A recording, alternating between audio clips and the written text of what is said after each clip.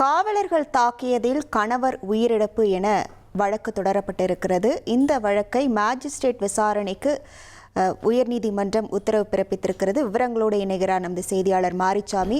வணக்கம் மாரிச்சாமி, இந்த வழக்கோட முழு பின்னணி என்ன, இந்த உத்தரவு தொடர்பான முழு விவரங்கள்?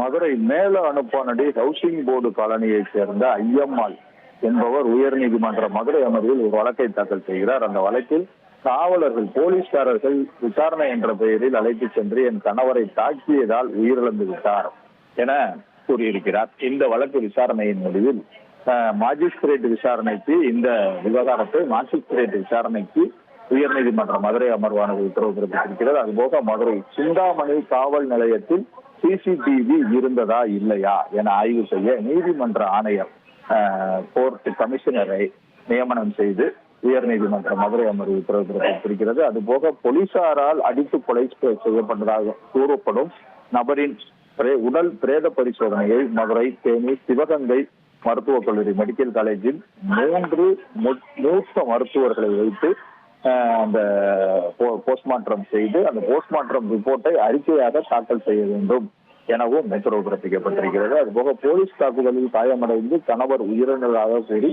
3 மருத்துவக் கல்லூரி பேராசிரியர்கள் குழுவில் உடற்கூறாய்வு கோரி உயர்நீதிமன்ற மதுரை அமர்வில் அவர் அந்த மனைவி தாக்கல் செய்த வழக்கிலும் அந்த கோரிக்கையை வைத்திருந்தார்.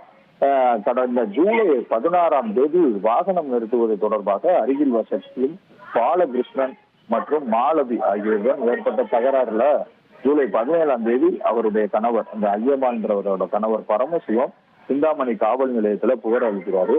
அரசு மருத்துவமனையில உள்நோயாளியாக சிகிச்சை பெற்றிருந்த நிலையில புகாரை வாபஸ் பெற சொல்லி போலீசார் வற்புறுத்திருக்காங்க.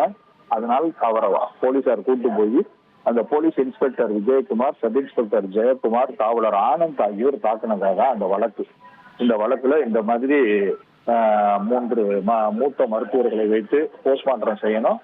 அதுபோக சிந்தாமணி காவல் நிலையத்துல சிசிடிவி இருந்துச்சா இல்லையா அப்படின்றத கேட்டுட்டோம். அப்புறம் மேஜிஸ்ட்ரேட் விசாரணைக்கும் உத்தரவிட்டு உயர்நீதிமன்ற மதுரை அமர்வு உத்தரவு பிறப்பிச்சிருக்கு. விவரங்களுக்கு நன்றி மாரிச்சாமி. இனி செல்லும் இடமெல்லாம் செய்தி. தந்தி டிவியின் வாட்ஸ்அப் சேனலை ஃபாலோ பண்ணினா செல்ல இருக்கும் இடமெல்லாம் செய்தி.